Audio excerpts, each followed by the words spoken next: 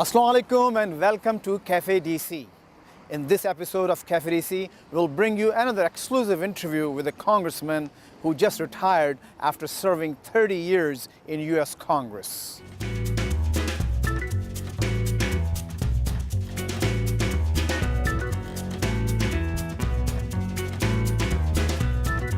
However, we recorded this interview just before he retired. Congressman Dan Burton is the co-founder of Pakistan Caucus in US Congress.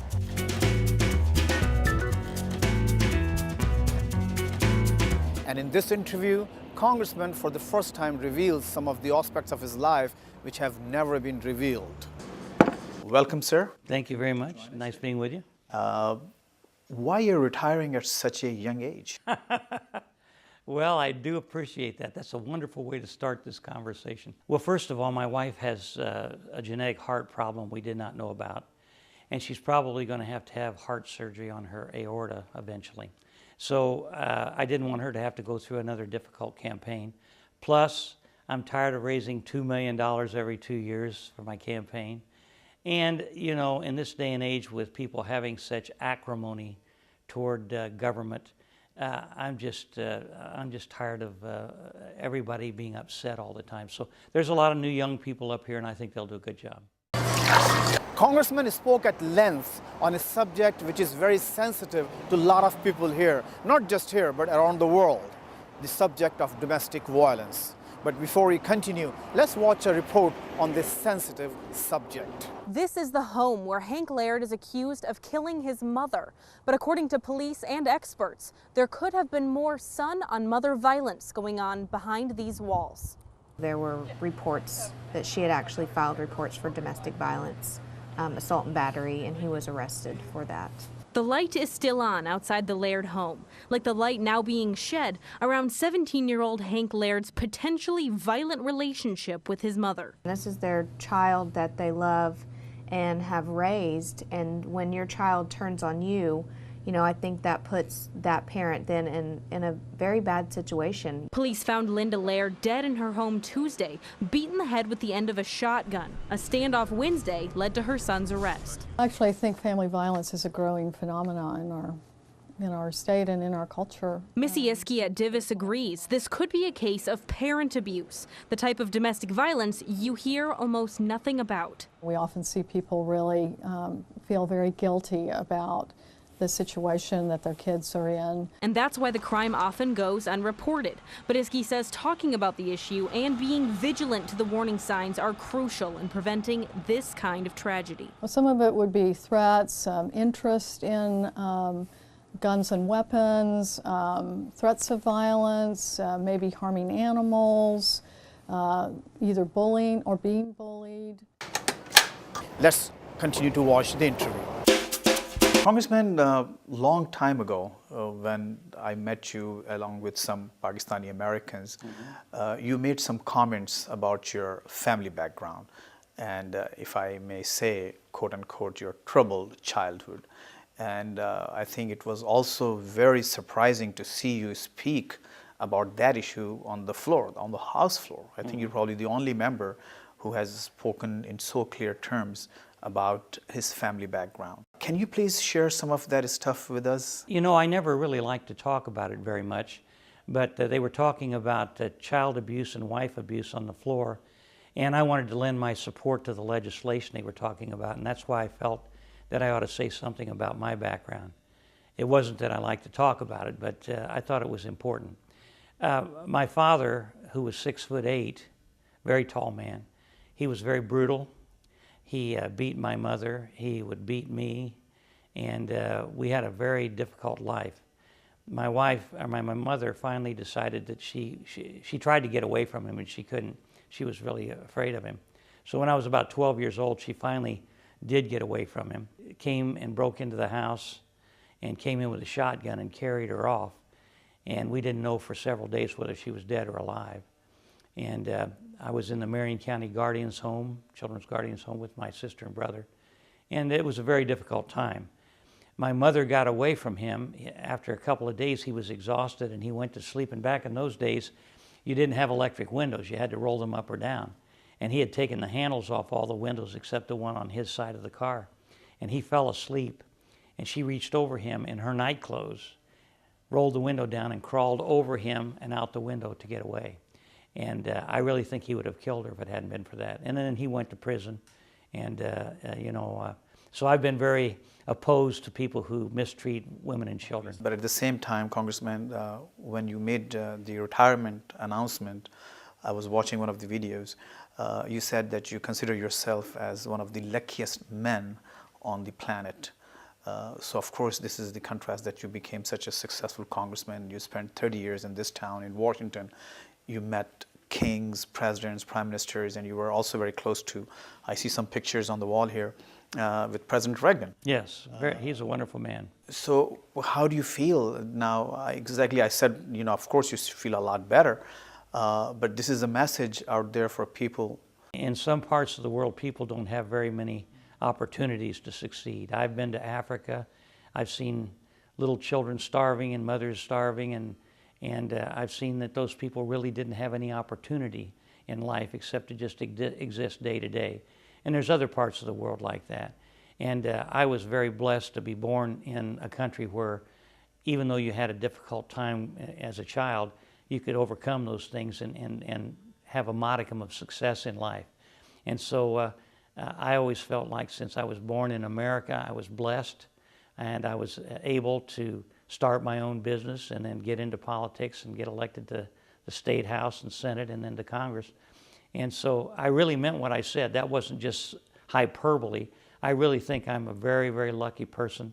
And when I spoke on the floor of the House when I decided to retire, Indiana House, I said, I think I'm the luckiest guy, luckiest man alive. And I feel that way. I've been very blessed. After you go back to Indiana, are you still going to feel the same way? You won't miss this town? Well, no, I plan to keep a residence here and in Indiana. And I hope to do some business with companies that are international in scope. They may need some help in figuring out how to negotiate through the morass here in Congress. And there's foreign governments, I think, that probably could use somebody who understands the system up here. And so I think I'd like to do something like that and maybe work on some boards of directors if I'm lucky. And I really believe there's some companies and people and countries out there that would like to have some assistance. When I first met you, you were actually speaking at a Pakistani American event. Yes. And later you became the co-founder of Pakistan Caucus in US Congress and one of the staunch supporters of Pakistani American community. So what drew you so close to the community? The values, the... Well, I think, the Pakistani American community is a very good community. They're very nice people, and they've been great friends of mine. But the reason I support Pakistan, and I was a co-founder of the Pakistani Caucus, is because Pakistan has been an ally of the United States through thick and thin. We have our differences. There are differences within the government of Pakistan on a lot of issues. But, you don't turn your back on friends just because you have some differences. I mean, my wife and I have differences. She's wrong a lot of the time. But And you're not. no, I am a lot. But I think Pakistan has been a great ally when the Russians were in Afghanistan and in a whole host of conflicts around the world. And I think that we need to keep a very strong relationship with them. They're also a nuclear power, along with India, and that's a very hot area over there. And I think it's very important that all of the parties remain friends to make sure we can work out our differences. We don't need another war. Are you disappointed with the current state of affairs between the two countries, United States and Pakistan? I'm disappointed in things that are going on here, and I'm also disappointed in some things that have happened in Pakistan. I think there's been some differences between civil government and the military. I won't go into the details, but those are things that have to be worked out within Pakistan. And while they're working them out, I think it's important that we keep a very strong relationship with the Pakistani military and the Pakistani government. And so I will continue to support that relationship. You've been to Pakistan many times. Yeah. And so what's your impression of the people, the land, the country? Well, I've been to Azad Kashmir, up in the northern part of Pakistan when the earthquake took place.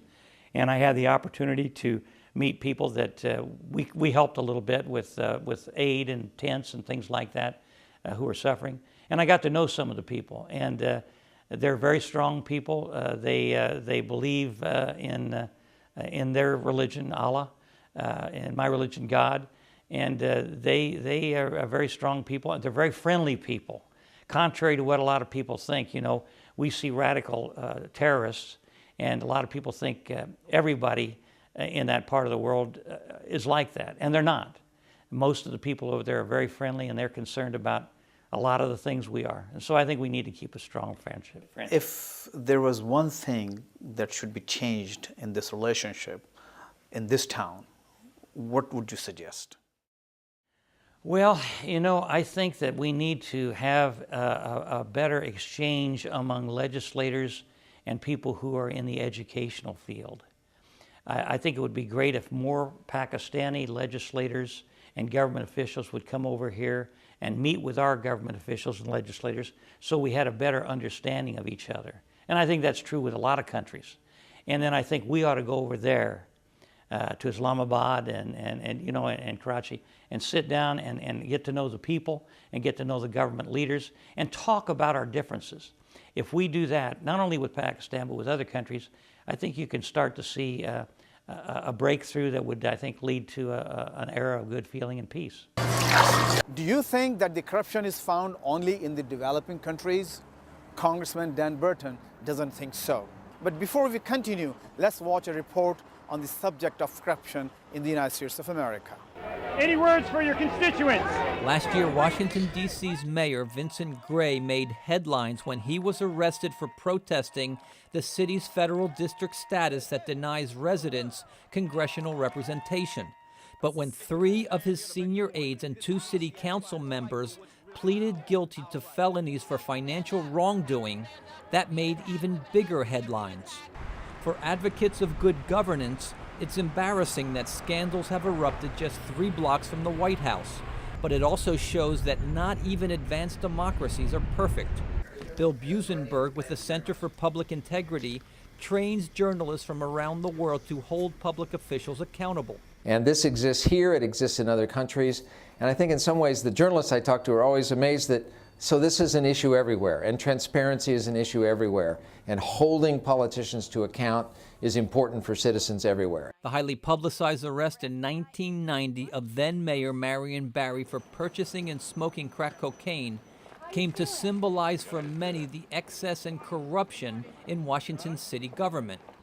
But D.C. City Council member David Catania says there have been relatively few corruption cases in the last decade, and their prosecution is proof that the rule of law is working. In the last year, we've had one member incarcerated and another member on probation, essentially house arrest, and an ongoing investigation into the mayor of the city. And so I think this is going to be a great lesson for the next generation of politicians. Catania does say Washington may be more vulnerable to corruption because the Democratic Party dominates local politics. When you have a one-party system, essentially, whether it be a Democratic or Republican one-party system, there isn't the watchdog, the internal kind of check and balance that you have through competition that might exist in a rigorous two-party system. I think that definitely doesn't help. Catania says while more independent oversight and transparency is needed, Washington, D.C. is no better or worse than any other major city in the U.S. Brian Patton, VOA News. You're chairman of Government Reform and Oversight Committee. I was, yeah. Oh, okay, and very important, of course, committee. So what did you see, anything, I mean, this GSA scandal coming up and then, the Secret Service. So that was one of your areas as well, as, as chairman of the committee. Yeah. What do you think is wrong with the bureaucracy? Well, in every government, in Pakistan, in the United States, you're going to have corruption. You're going to have people who take advantage of the system. And the Committee on Government Reform and Oversight, which I chaired for 6 years, is charged with the responsibility of finding out waste, fraud, abuse, criminal activity in every area of government. And it's a big, big job.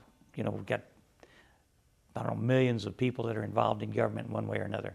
And so when you talk about GSA, There were some things that were done wrong there by some of the supervisory staff, and they spent hundreds of thousands of dollars on parties and trips and things like that, and they need to be held accountable. And regarding the Secret Service, they got caught with their hand in the cookie jar.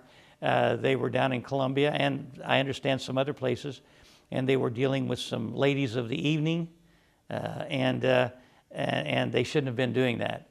And so, especially when you look at the security of the nation, because they're there to protect the president or our officials, and if they happen to get with somebody who may be a spy or someone who wants to pass on information that they shouldn't, it could really do damage to America. So they need to be above reproach, and that's why we're looking into all that. We also have what's called Fast and Furious, which is where our government, the Justice Department, was allowing drug dealers in Mexico to get weapons from the United States, and we weren't tracking them, we were trying to catch them, but we were giving them weapons that they used to kill innocent people and to kill some of our border agents. So there's a lot of things that need to be changed, and that's what we try to do with that committee.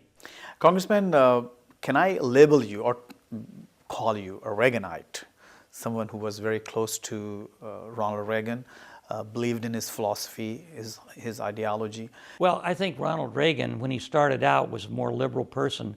But as he grew up and he worked for General Electric and did their theater and he went around all over the country, he became very pro-free enterprise and very much against big government. He was a very strong anti-communist. But let me just say this about Ronald Reagan. When he came into office, this country was in worse shape economically than today. People don't remember this, but we had double-digit unemployment, double-digit inflation, double-digit interest rates. The economy was going down the tubes, and he came in and said, you know, we're Americans. We're a shining city on a hill, and we can make changes, and we can do what better. And within 4 years, he turned this country around. And in my mind, and he came from my part of the country. He came from Illinois. I'm from Indiana, right next door. And he grew up with the kind of problems that I faced. His father was an alcoholic. He had moved all over the country. I was in 38 states by the time I was 12 years old. We were like vagabonds. He had that kind of a problem. And so I related to him. And he treated my mother so well. I told my mother, when I got elected to Congress, I said, I'm going to take you in the front door of the White House and introduce you to the President of the United States. And my stepfather, who worked in a foundry, and my mother, who was a waitress, they thought, yeah, right, that'll never happen. So when I got elected, I called the president, and I got his secretary, and I told him the story, and I said, I'd like to bring my mother in to meet the president. So they called me back and said, well, he can see you this day. So I had him come out, and we parked the car behind the White House. We walked around to go in the front door. We went in, and we walked in the Oval Office, and Reagan came over, and he put his arm around me, and he said, Miss Kelly, your son is one of the brightest young men we have. And he said, and I know how tough it is when you were growing up. He was growing up. You had to work as a waitress, and Kenny, you worked in a foundry, and I know Danny had the shine shoes. That's me. And it was a very tough time. He says, we went through that too. But he says, isn't it great to be in America? And he made my mother feel so wonderful. And we've got a picture over here on the wall of my mother and my stepfather with us, with me and the president. And she carried that picture with her till the day she died. And one other thing that's very interesting, her favorite actor was Ronald Reagan. Wow. So she met the president and her favorite actor. Wow. And he was just a wonderful man. And I think he was a great president. Thank you very much, sir. Thank I you really so much appreciate for your time. interviewing me. I appreciate it. Absolutely. Thank you guys very much. Congressman Dan Burton is a great admirer and fan of President Ronald Reagan. Many people from his generation remember Reagan as an actor in Hollywood, a great actor in Hollywood, rather. Before I leave you today, let's watch a few scenes from some of Reagan's films. Thanks for watching. Oh, that's hot. Oh, it's not. Oh, but delicious. Everything's just right, isn't it, Patty? Yeah. Well, it's the easiest meal to make. My electric servants do everything. Well, that's part of living better electrically. Don't expect too much, Lieutenant. Not on your first day. What's up? See something? It's a plane, all right. But what sort of a plane? Friend or enemy? You know where McCord's turning them over to Nachicoa? Once Nachikoa gets his hands on him, this whole territory will be on fire before night.